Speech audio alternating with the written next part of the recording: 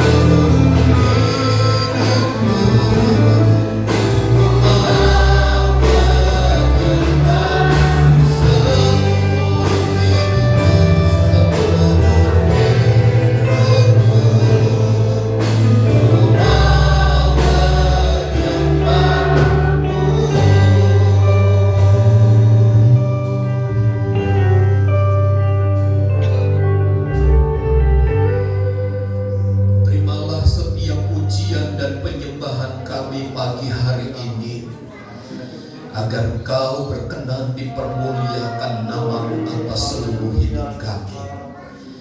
Saatnya kami akan mendengar berita firman-Mu.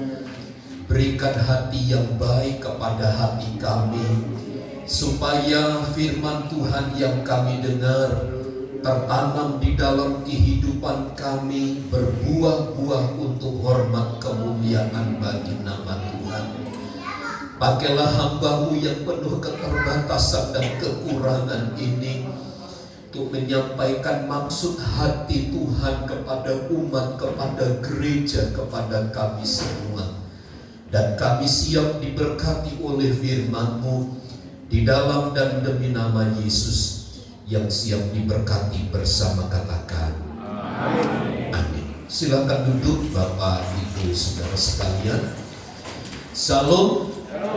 Baik, puji Tuhan. Injil Matius pasal yang ke-20. Kita membaca ayat 29 sampai ayat yang ke-34.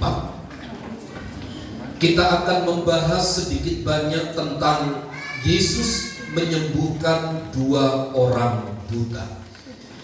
Kita akan membaca ayat ini bergantian. Saya membaca ayat 29. Bapak Ibu Saudara mempersiapkan diri untuk membaca ayat yang ke-30 dan seterusnya. Demikian. Dan ketika Yesus dan murid-muridnya keluar dari Yeriko, orang banyak berbondong-bondong mengikuti Dia.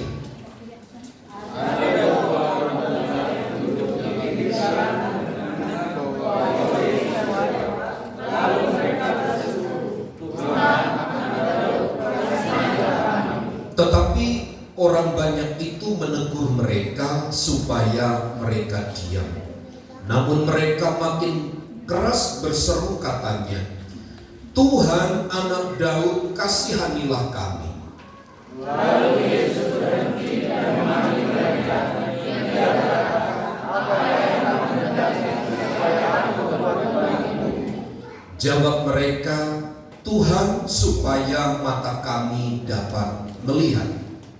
Maka tergeraklah hati Yesus oleh belas kasihan, lalu Ia menjamah mata mereka, dan seketika itu juga mereka melihat lalu mengikuti. Puji Tuhan. Di dalam bacaan ayat kita ini diceritakan satu kisah tentang sebuah peristiwa bagaimana Yesus menyembuhkan 2 orang buta ketika mereka keluar dari Yeriko dan memasuki daerah Yerusalem atau menuju ke Yerusalem. Nah, perjalanan dari Yeriko ke Yerusalem ini bukan perjalanan yang biasa. Karena sebagaimana literatur menyampaikan bahwa perjalanan dari Yeriko ke Yerusalem itu adalah daerah yang rawan, penuh dengan perampok, dijaga oleh orang-orang jahat. Nah, paling tidak itulah gambaran situasi tentang wilayah daerah di mana Yesus sedang berjalan dari Yeriko menuju Yerusalem. Namun demikian, Bapak Ibu Saudara, Alkitab mencatat karena terlalu banyak orang-orang yang mengikut Yesus, kemungkinan besar orang-orang yang akan berlaku jahat kepada kelompok di mana Tuhan Yesus ada di tengah-tengah mereka tidak sempat melakukan aktivitas sebagaimana kegiatan mereka, yaitu menindas, merampok orang-orang yang melintas di tengah-tengah perjalanan itu yang dianggap sebagai yang tidak berdaya itu. Namun demikian, Bapak Ibu Saudara, apa yang memang perlu dikhawatirkan oleh orang-orang yang mengikut Yesus pada waktu itu Karena memang Yesus adalah Tuhan yang berkuasa. Ia dapat melewatkan semuanya dengan baik. Ia dapat membuka jalan yang tidak baik menjadi baik dan seterusnya. Dan sebaliknya, mungkin ada sebagian besar mereka menganggap bahwa berjalan bersama dengan Tuhan Yesus itu aman. Tetapi justru mereka akan dipertontonkan kepada peristiwa-peristiwa yang kurang nyaman. Dan itu kita bisa lihat dalam perjalanan bangsa Israel keluar dari tanah Mesir, yang adalah perintah dan ketetapan dari Tuhan sendiri. Yang adalah hamba Tuhan bernama Musa yang mendapatkan pengutusan secara langsung dari Allah. Namun demikian, meskipun Tuhan berbicara langsung dan menyertai mereka siang hari dalam bentuk tiang awan dan malam hari dalam bentuk tiang api, tetapi mereka tidak pernah berhenti mengalami situasi yang kurang nyaman. Justru disinilah letaknya kehebatannya orang-orang percaya harus melihat dan memiliki pandangan yang jauh, yang luas, yang dewasa tentang segala situasi. Namun demikian, ketika Matius mencatat di dalam pasal 20 ayat 29 sampai ayat 34 ini, sejumlah besar rombongan yang bersama-sama dengan Tuhan Yesus itu tidak khawatir sama sekali. Kenapa? Karena mereka tahu hidup dan berjalan bersama dengan Tuhan, selalu mereka mengalami jalan keluar. Ketika mereka berada di Danau Galilea, bagaimana angin sakal itu menerpa begitu hebat. Ketika bersama dengan Tuhan, mereka melihat mujizat. Semuanya menjadi tenang, aman, terkendali. Dan peristiwa-peristiwa yang dipertontonkan oleh Tuhan Yesus kepada murid-muridnya, orang mati dibangkitkan, orang sakit sembuh, orang buta melihat. Itu menjadi satu dasar pengalaman rohani yang paling tinggi. Sehingga ketika mereka berjalan bersama dengan Tuhan, mereka tidak digentarkan, mereka tidak ditakutkan sama sekali. Apalagi yang terjadi di dalam Matius pasal 20 ayat 29 sampai ayat 34. Ini adalah menjelang hari raya Paskah, di mana semua orang-orang percaya pergi ke Yerusalem untuk berziarah di sana. Artinya memang bukan hanya kelompok Tuhan Yesus dan murid-murid dan rombongan orang-orang yang mengikut Tuhan dari Yeriko menuju Yerusalem, tetapi ada komunitas-komunitas lain. Jadi kita dapat mengambil satu pemahaman tentang situasi, kondisi perjalanan mereka menuju Yerusalem itu.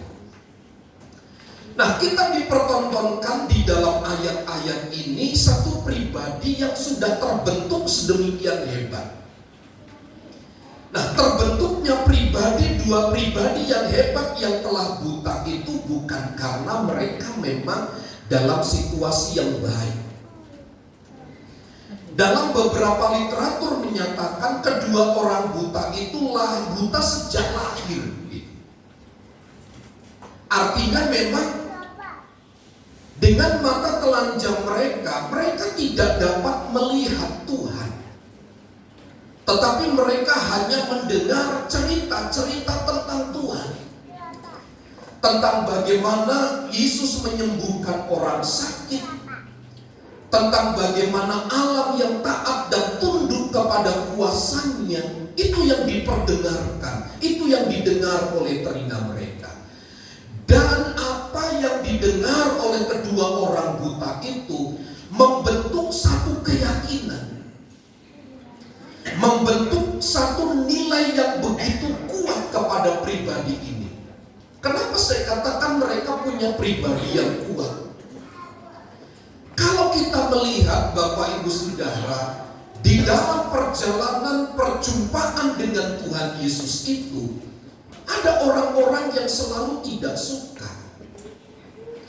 Ada niat-niat, ada keyakinan-keyakinan di mana untuk berjumpa dengan Tuhan Yesus itu sesuatu yang memang dianggap tidak mungkin.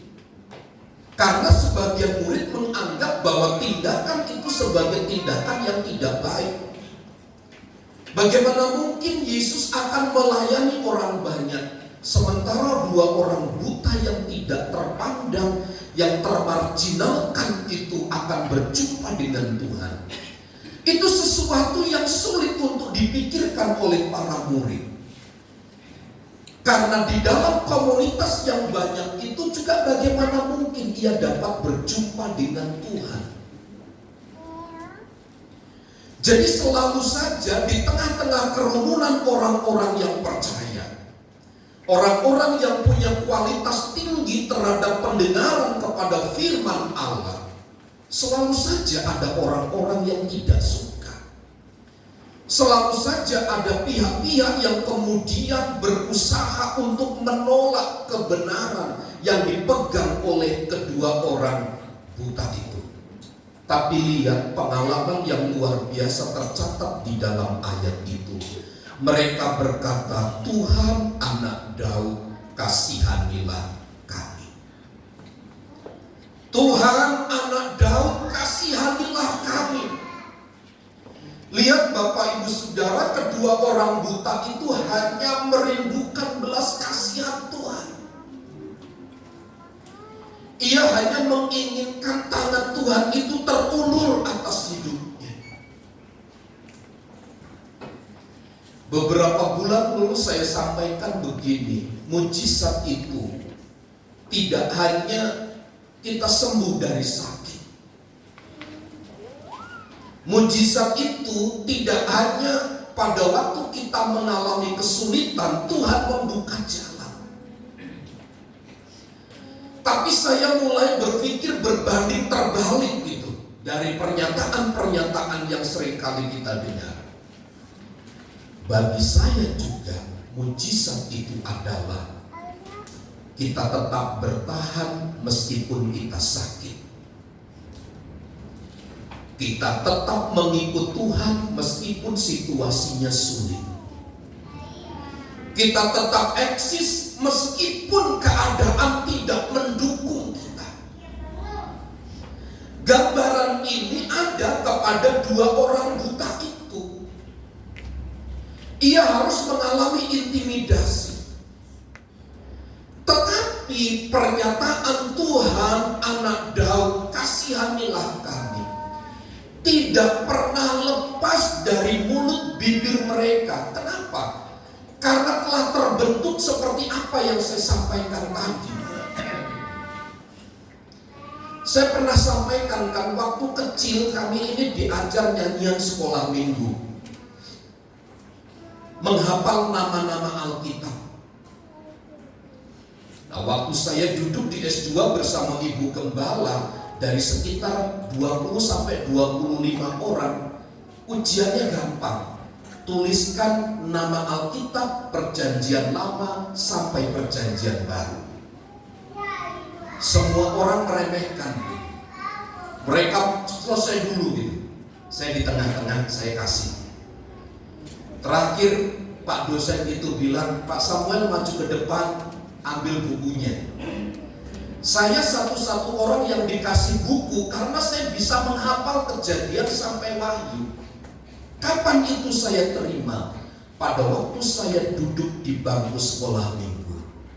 Kejadian, Keluaran, Imamat, Bilangan, Ulangan, Yosua, Hakim-Hakim, Rut kedua, Samuel kedua, Raja-Raja, dan kedua Tawarik, Esra, Nehemia, Ester, Ayub, Mazmur, Amsal, Pengkhotbah, Kidung Agung, Yesaya, Yeremia, Ratapan, Yeskiel, Daniel, Hosea, Yoel, Amos, Obadja, Yunus, Mika, Nahum, Habakuk, Zefanya, Hagai, Zakaria, Maleaki, Matius, Markus, Lukas, Yohanes, Kisah Rasul Roma, Korintus, Galatia, Efesus, Filipi, Kolose, kedua Tesalonika, 1 dan 2 Timotius, Titus, Filemon, Ibrani, Yakobus, Petrus,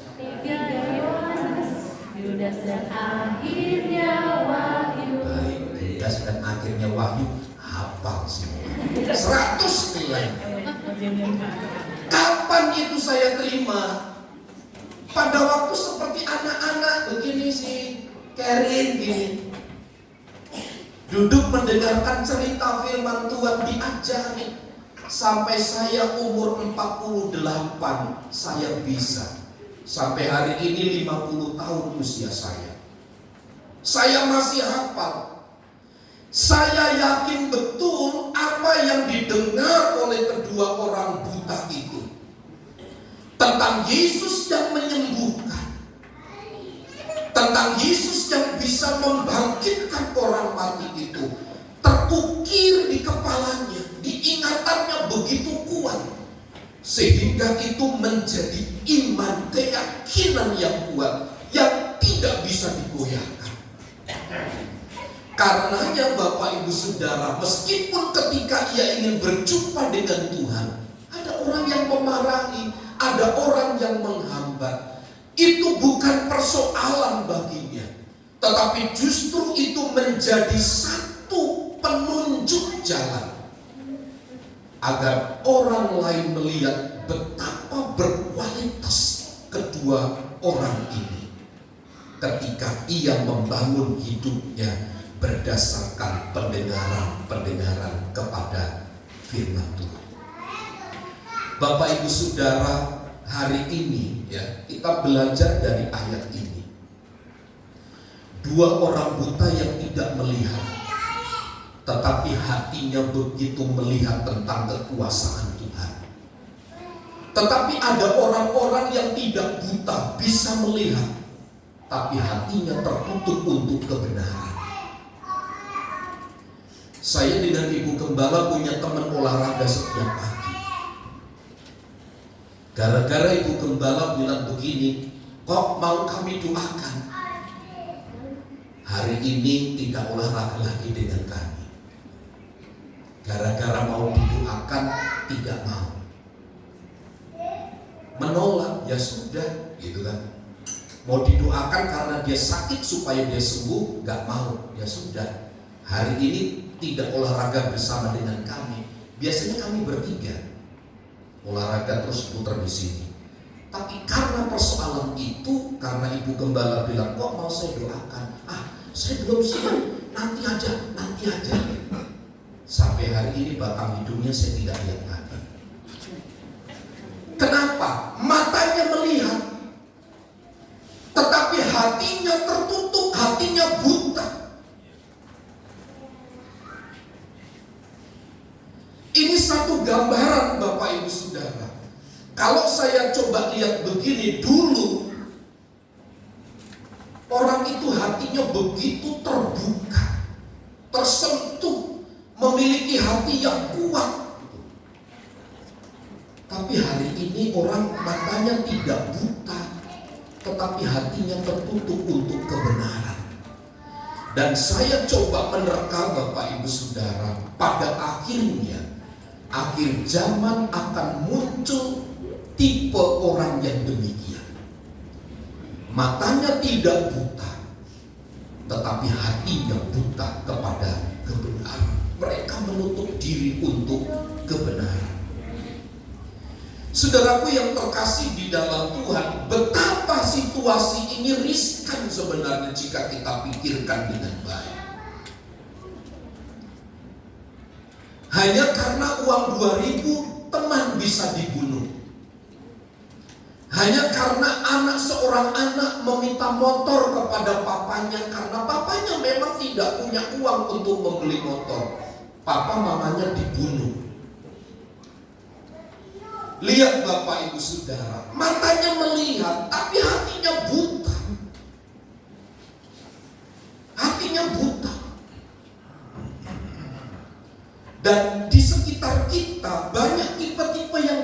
demikian?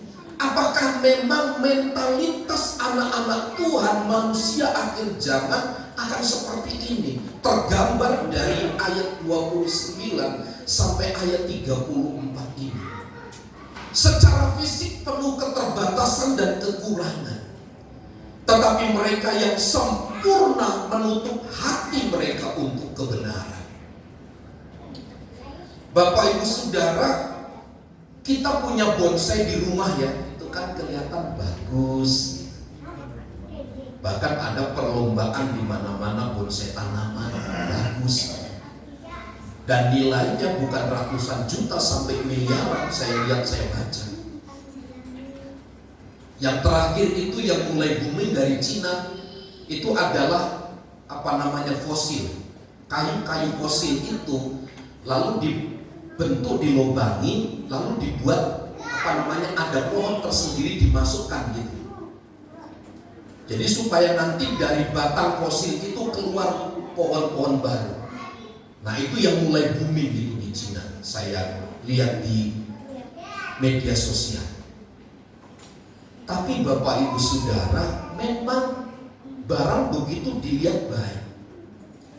Tapi itu tidak baik ketika kita punya anak, punya generasi yang kerdil.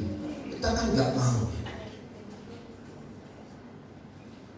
Kita aja orang tua punya anak agak pendek dikit, waduh anakku pendek ya, gitu kan. Kita kasih obat, ya. Ganti obat baikon, obat ini, obat itu supaya tinggi. Oh, baikon bukan obat itu ya, bukan ya. Kita maksimalkan mungkin supaya anak-anak kita bisa tinggi. Nah masalahnya kalau sudah tinggi jangan terlalu tinggi kan. Ketinggian juga bahaya, pendek bahaya, tinggi bahaya. Yang sedang-sedang saja kan ya. Nah mari kita melihat Bapak Ibu Saudara, betapa kebenaran ini mulai muncul di tengah-tengah kita. Tapi sekali lagi ada satu gambaran pribadi yang begitu kuat, yaitu mereka dua orang buta ini yang telah tertata keyakinannya, imannya begitu kuat kepada Kristus. Nah menurut saya dari ayat 29 sampai ayat 34 itu ada 3 catatan penting yang saya ingin sampaikan untuk merangkum dari apa yang kita baca ayat itu. Yang pertama, kedua orang buta itu menyebut Yesus itu sebagai anak Daud.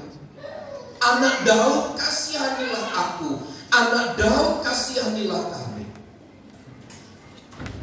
Kalau Bapak Ibu Saudara membaca beberapa keterangan, kenapa orang buta itu menyebut dia sebagai anak Daud? Ia tahu bahwa Yesus itu adalah Mesias yang datang ke dalam dunia.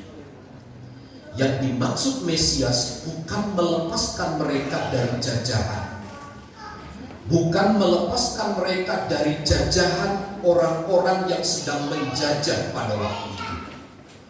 Tetapi yang dimaksud Mesias menurut keyakinan kedua orang buta itu adalah sebagaimana dia telah mendengar orang sakit disembuhkan, orang yang mati dibangkitkan.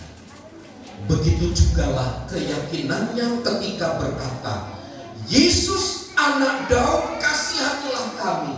Aku percaya engkau Yesus Tuhan yang bisa menolong dan menyembuhkan aku, yang bisa menyembuhkan, mencerihkan mataku yang buta, supaya aku dapat melihat dengan baik. Lihat Bapak Ibu Saudara, sekalipun ia buta secara jasmani, tetapi hatinya tidak buta. Ia terus berseru dan meminta kepada Tuhan, anak Daud, kasihanilah kami.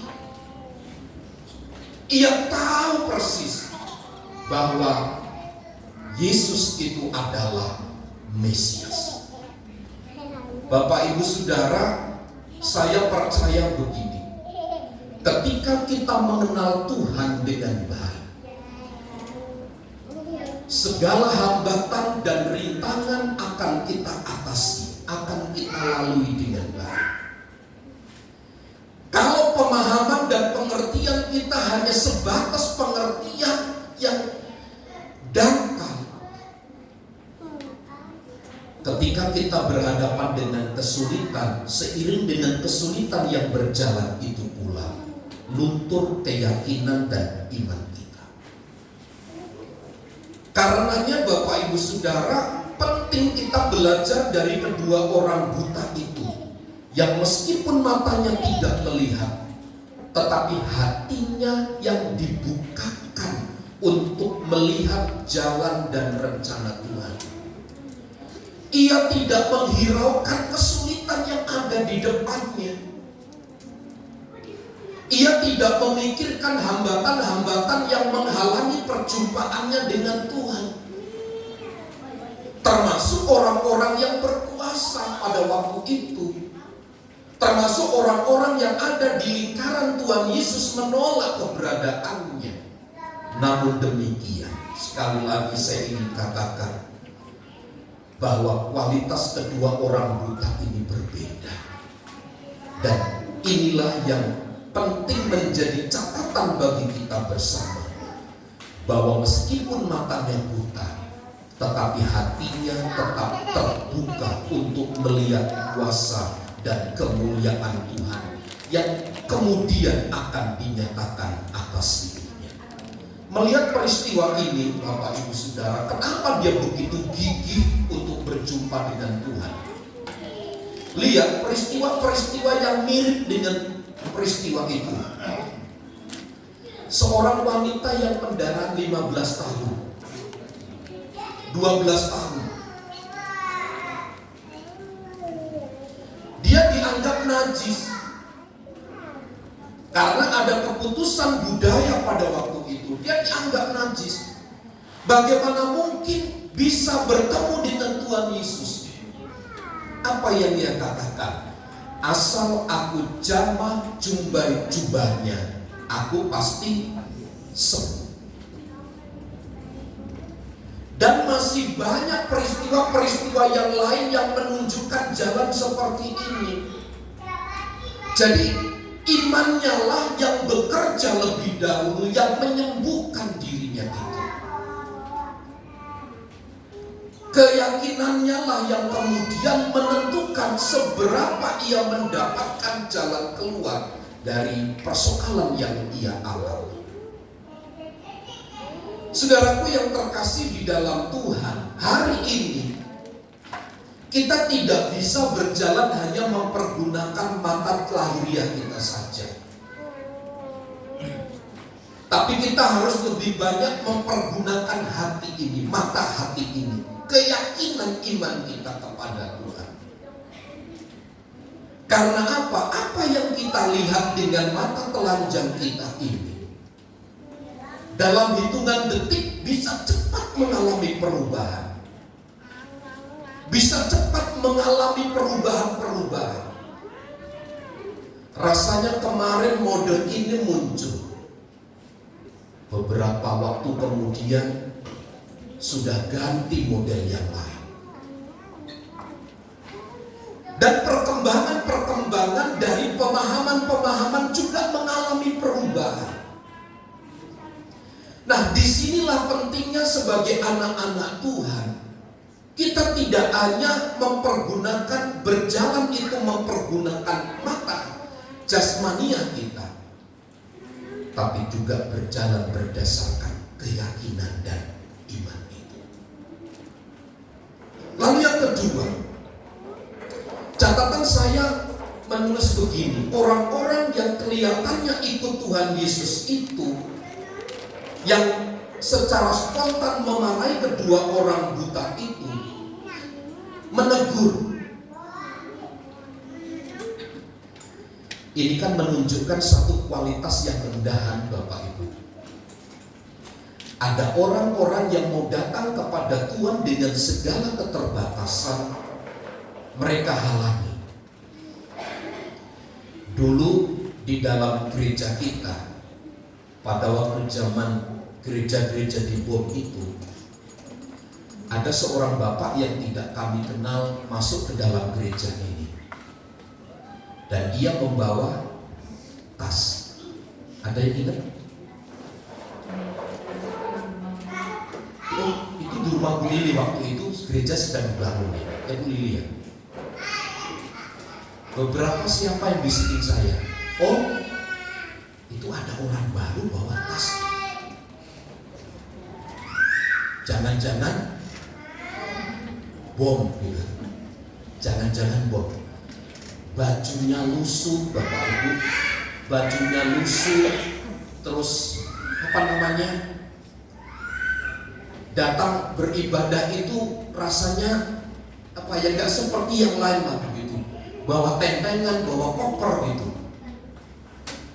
Tapi saya beribadah santai saja. Dan setelah ibadah selesai, saya dengan Bu Gembala yang tanya berdua. Kami tanya, Pak, kenalan ya? Bapak mau kemana? Oh, kami membutuhkan uang, mau pulang ke Jawa ya. Kami mau pulang ke Jawa, kami butuh uang. Lalu kami berikan sedikitlah perbekalan di jalan bagi Bapak ini untuk pulang ke rumah. Nah, sebenarnya Bapak Ibu Saudara, jikalau waktu itu ada pihak kepolisian yang hadir, yang menjaga gereja, pasti orang itu disuruh keluar. Karena dia orang baru pertama kali datang, kemudian membawa alat yang menurut asumsi sesaat itu adalah benda yang bisa meledak. Lihat, selalu saja ada orang-orang yang menolak orang-orang yang hadir dalam ingin berjumpa dengan Tuhan. Jadi, mari kita memandang orang-orang yang ada di sekitar kita dengan cara pandang Tuhan. Pandanglah mereka sebagai orang-orang yang haus dan lapar akan Tuhan, dan tempatkanlah mereka sebagaimana porsinya untuk duduk bersekutu dengan Tuhan. Jangan marahi, jangan halang-halangi, tapi biarkan mereka bertemu berjumpa dengan Tuhan. Catatan saya yang terakhir begini, orang buta itu begitu tekun. Ia tidak menyerah meskipun terlalu banyak penghalang. Tapi ia melihat satu kemungkinan yang besar. Apa itu? Berjalan dengan imannya. Tidak mungkin untuk bertemu dengan Tuhan secara langsung, karena kerumunan itu orang banyak, sementara ia buta. Dan banyak tentu orang berlomba-lomba untuk berjumpa dengan Tuhan. Tapi lihat, apakah dengan keterbatasannya lalu ia mengundurkan diri, mundur secara teratur? Tidak. Ia tetap melangkahkan kakinya dan terus berseru, Yesus anak Daud, kasihanilah kami. Yesus anak Daud, kasihanilah kami. Semakin teguran itu disampaikan, semakin pernyataan imannya itu lebih keras. Dan yang terpenting dari semua peristiwa penyembuhan itu adalah apa yang dilakukan oleh Tuhan Yesus dalam ayat 34. Maka tergeraklah hati Yesus oleh belas kasihan. Ia menjamah mata mereka, dan seketika itu juga mereka melihat lalu mengikuti Dia. Inilah cara pandang Tuhan melihat situasi yang ada di sekitarnya. Ia melihat dengan hati yang tergerak oleh belas kasihan. Tadi malam jam 9 itu kami ngobrol dengan Bapak RT di depan ini. Karena rupanya di RT 6 itu ada pengurus RW kita, ada sepedanya, sepeda ontelnya hilang gitu.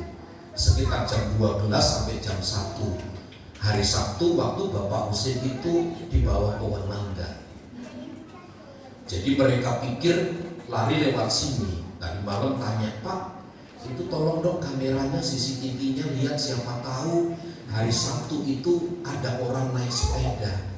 Saya bilang, saya nggak punya boxnya, Pak. Saya itu hanya kamera saja begitu. Lihat kalau ada anjing gonggong, siapa yang datang gitu. Kebanyakan tukang paket gitu kalau gonggong. Tapi Pak RW itu, Pak RT itu bilang, minta tolong Pak, siapa tahu ada CCTV di sini. Kayaknya sudah kebiasaan di tempat kita. Nah, saya bilang nanti di sebelah sana saya coba akan tanya gitu, ada beberapa warga yang pasang CCTV di sebelah sana.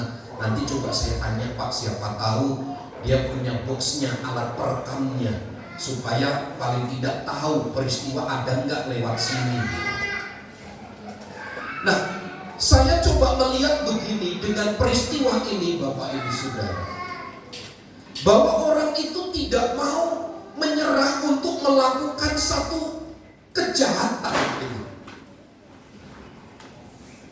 Dan kalau kita melihat apa yang dicatat oleh Matius ini, meskipun terus hantaman, halangan itu tidak memberhentikan ia untuk melangkah di dalam Tuhan. Teguran itu justru menjadi alat penyemangat. Dan ingat sekali lagi, belas kasihan itu menjadi penting untuk melihat orang-orang yang ada di sekitar. Saya tadi cerita Bapak Ibu Saudara tentang seorang yang kehilangan sepedanya. Pak RT itu cerita begini, Pak, beberapa minggu yang lalu saya itu ketemu seorang anak. Dia itu minta ongkos untuk pulang ke Sepatan, katanya begitu, karena dia seorang diri, tidak punya ayah, tidak punya ibu. Sama Pak RT itu dikasih makan lalu dikasih uang. Dibuntutin lah ceritanya. Rupanya sampai Kota Bumi itu dia masuk di tempat PS. Jadi setelah dikasih uang, rupanya ruangan ber-AC dia main PS. Nah, ketahuan sama Pak RT ini. Sama Pak RT katanya digampar. Oh, kampret lo kamu rupanya ini. Lalu dimasukkan ke polisi. Saya juga cerita beberapa minggu yang lalu, saya juga ada seorang wanita, anak SMP, katanya nggak sekolah, butuh biaya sekolah. Nah, hari Kamis itu kami janjian Pak RT, kami mau ke sekolahnya. Tapi saya datang dengan istri ke sekolahnya itu nggak ada. Lalu kami pulang. Ada satu benang merah yang sama. Pak RT itu berbelas kasihan. Kami juga berbelas kasihan, mengulurkan tangan membantu. Tapi kadang-kadang belas kasihan itu bisa luntur kita sebagai manusia, karena melihat orang tidak mempergunakan secara mestinya, tidak bertanggung jawab terhadap apa yang diberikan.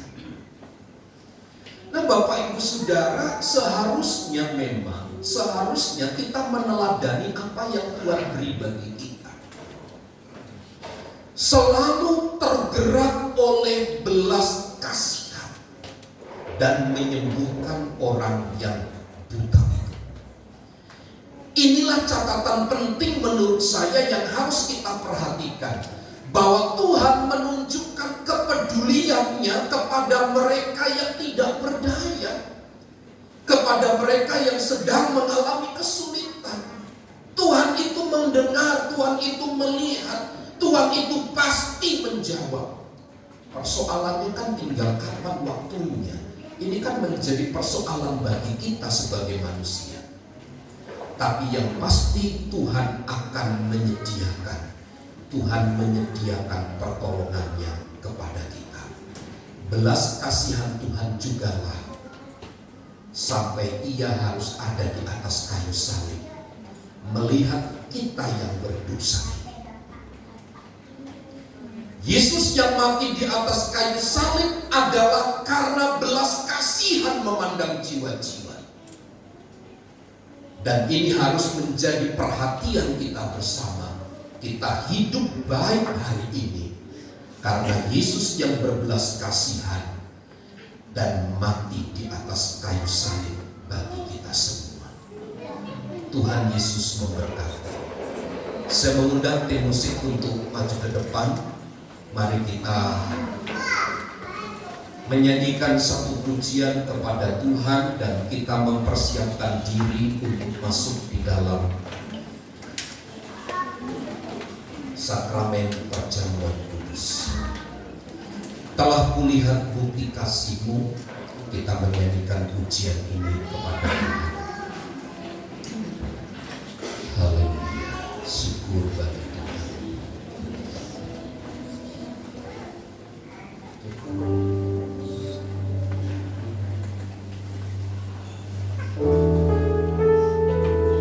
Telah kulihat bukti kasih-Mu,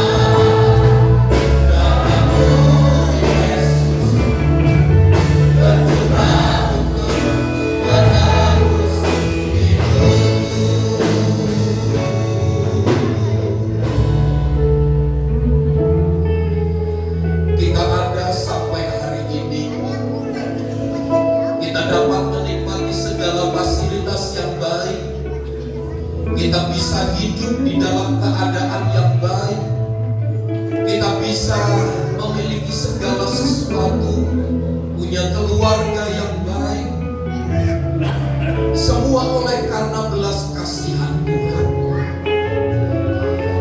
Dia menggaransi hidup kita dengan keselamatan, itu pun karena belas kasihan-Nya bagi kita.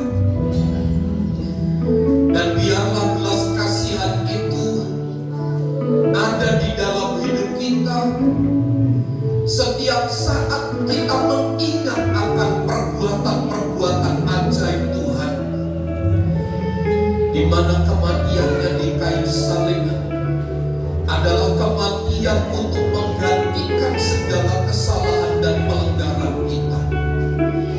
Ia yang telah mati supaya kita beroleh kehidupan yang kekal. Ia yang menderita, tapi kita yang menikmati kebahagiaan dari perbuatan jahat kita. Semua oleh karena belas kasihan Tuhan bagi kita. Saya mengundang pelayan perjamuan untuk maju ke depan. Terlalu besar kasih-Mu Bapa, pengorbanan yang Kau berikan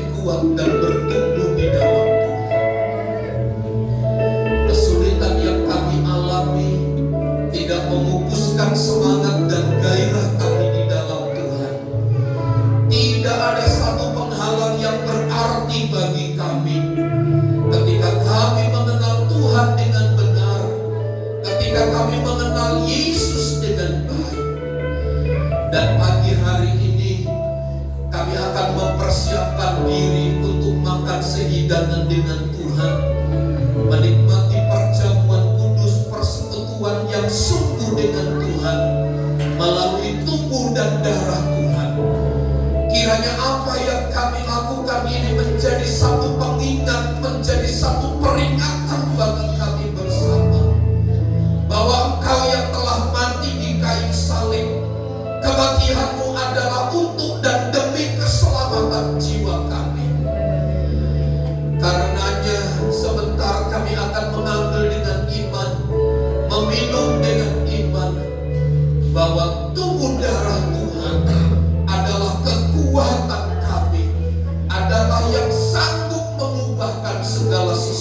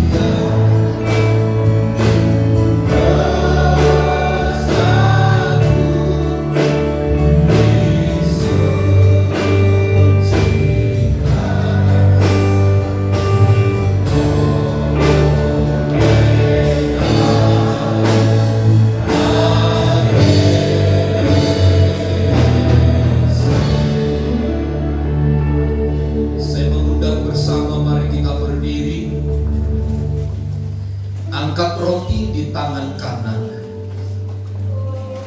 Roti adalah melambangkan tubuh Tuhan. Tubuh yang terpecah-pecah oleh karena pelanggaran kita, oleh karena kesalahan, oleh karena perbuatan, oleh karena dosa kita. Tetapi tubuh itulah yang diberikannya bagi kita untuk pengampunan dosa. Sebab apa yang telah kuteruskan kepadamu telah aku terima dari Tuhan, yaitu bahwa Tuhan Yesus pada malam waktu ia diserahkan mengambil roti, dan sesudah itu ia mengucap syukur atasnya. Ia memecah-mecahkannya dan berkata, "Inilah tubuhku yang diserahkan bagi kamu. Perbuatlah ini menjadi peringatan akan aku." Mari kita makan dengan iman dalam nama Yesus.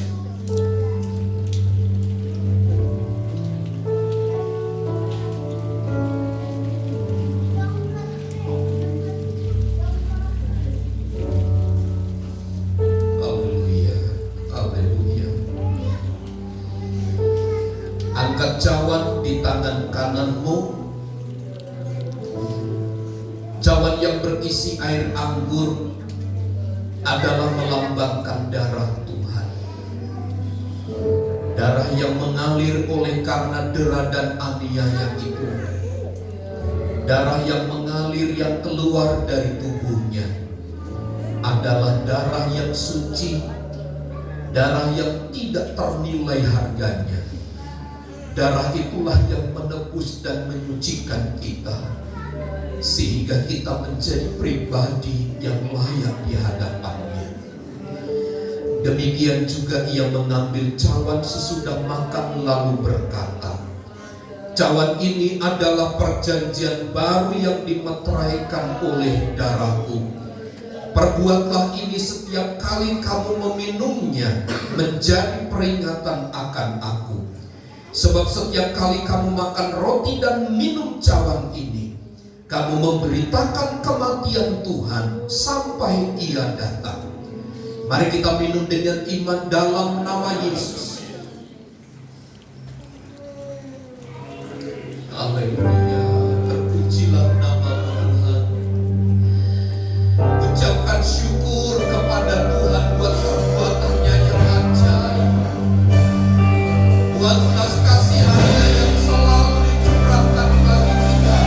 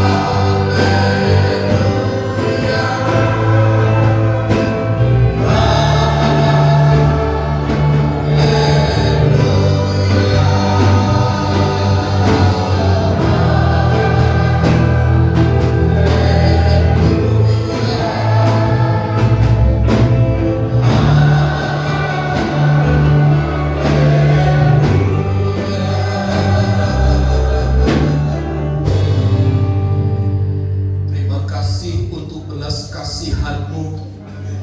Terima kasih untuk perbuatan-Mu yang ajaib. Terima kasih buat pekerjaan-Mu yang dahsyat bagi kami. Terima kasih untuk pertolongan yang Tuhan nyatakan bagi kami. Kiranya kami menjadi gereja, menjadi umat-umat-Mu yang semakin kuat dan tangguh di dalam Tuhan. Kami yang lemah, kami percaya ada kekuatan baru di dalam Tuhan. Kami yang sakit, kami sudah sembuh dalam nama Yesus. Kami yang sedang lemah, ada kekuatan dari Tuhan dalam nama Yesus. Kami yang sedang menghadapi masalah, ada jalan keluar dari Tuhan. Tetapkan keyakinan kami kepada Tuhan bahwa Engkau satu-satunya Tuhan yang dapat menolong kami, yang dapat menyelesaikan segalanya bagi kami. Dan kami bersyukur punya Allah seperti Engkau. Kami telah lakukan perjamuan kudus dan menikmati berkat firman-Mu, Tuhan yang menyatakan kuasa dan kemuliaan di tengah-tengah kami. Kami terima berkat dan perjamuan kudus pagi hari ini di dalam nama Tuhan Yesus Kristus. Semua yang percaya dan diberkati bersama katakan amin. Terima kasih untuk firman Tuhan. Dan kita akan memberikan persembahan. Kita akan persiapkan. Sebelumnya mari kita satu dalam doa. Terima kasih Tuhan. Berikan persembahan Tuhan yang Tuhan berkati. Setiap persembahan yang akan berikan maupun yang berikan Tuhan. Biar Tuhan yang membahas berkat semuanya Tuhan untuk hormat dan kemuliaan nama Tuhan saja berkat ini. Terima kasih Tuhan. Setelah kita bisa memberi dalam nama Tuhan Yesus kami berdoa. Haleluya. Amin.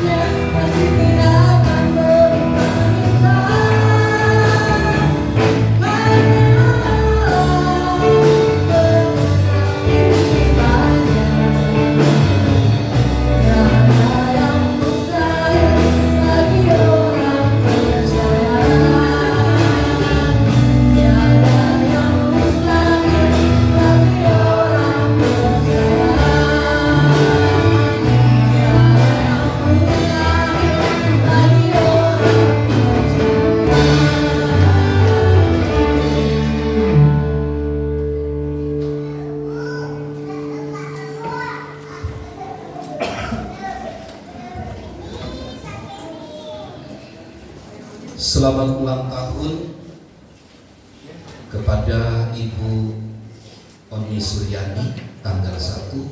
Selamat ulang tahun, Tuhan berkati. Selamat ulang tahun juga kepada Saudara Mikael Apaskolisin tanggal 2. Mikael di atas. Selamat ulang tahun. Anak Geva tanggal 4 Oktober, Tuhan memberkati. Diingatkan bagi para wanita yang telah mendaftarkan diri untuk mengikuti doa puasa 3 hari 2 malam. Ibu Lili, Ibu Yumai, Ibu Sregar, Ibu Martin, Ibu Novianto, Ibu Gembala. Jadi jam 5 pagi bus itu sudah menunggu di Tomang. Jadi bus itu berangkat jam 6 pagi. Ya, jam 6 pagi sudah jalan. Jadi jauh sebelum jam 6 silahkan datang lebih dulu. Ya. Selamat untuk keluarga Bapak Filipus Sugito Simanjuntak yang telah diberi anak kedua putri. Ya.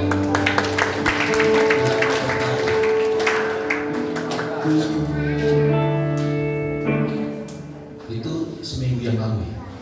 Oh, hari Senin ya, hari Senin yang lalu sudah melahirkan anak yang kedua. Tuhan memberkati. Ada Yason di sini? Di atas.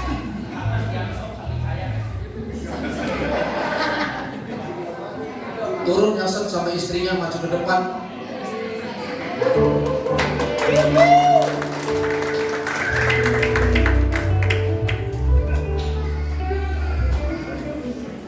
Kesaksian jangan sampai 30 menit ya. 3 menit saja. Cepat.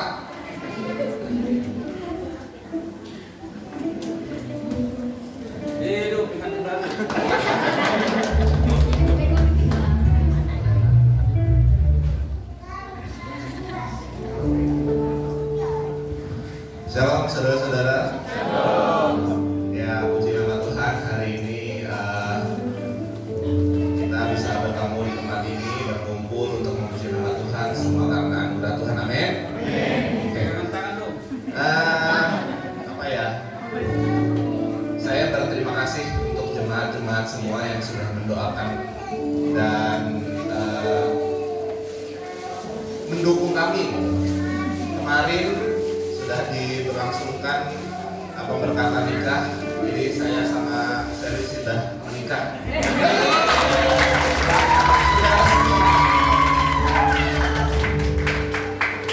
Bugalinggi,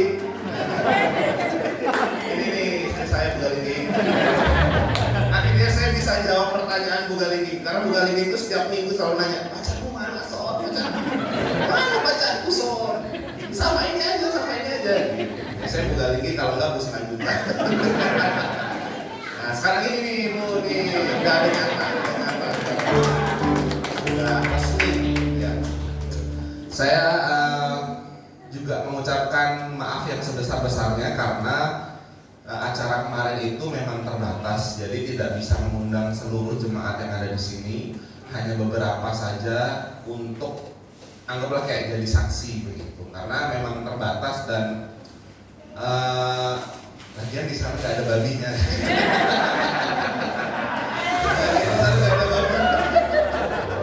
Jadi ayam doang, jadi terus cepat habisnya lagi. Bisa membekak bagian nanti. Kata bakalan, wah mendingan gua di sini aja soalnya. Gitu. Jadi memang nanti habis ibadah kita ada sedikit ucapan syukur. Nanti kita bisa makan bersama. Nah ada babinya. Udah request sama Ibu Gembala. Ya saya ucapkan terima kasih banyak dan mohon dukungannya karena saya ini masih junior gitu di dalam hubungan rumah tangga dan restunya. Dan semoga kita dapat menjalani kehidupan berumah tangga dan mencontoh Bapak Ibu sekalian yang sudah mendahului kita, yang sudah senior-senior ini, supaya kita dapat dibimbing menjadi keluarga yang sakinah mawaddah. Itu saja, terima kasih banyak Pak.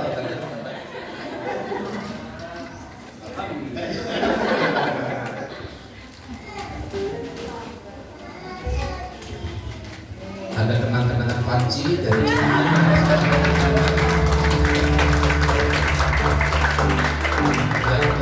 silakan dulu. Ini saya lihat Yason kesaksian, bapak-bapaknya senyum semua. Apa mau kawin lagi? Satu aja ya, satu aja. Ya. Sepakat, oke? Satu aja. Sepakat? Amin.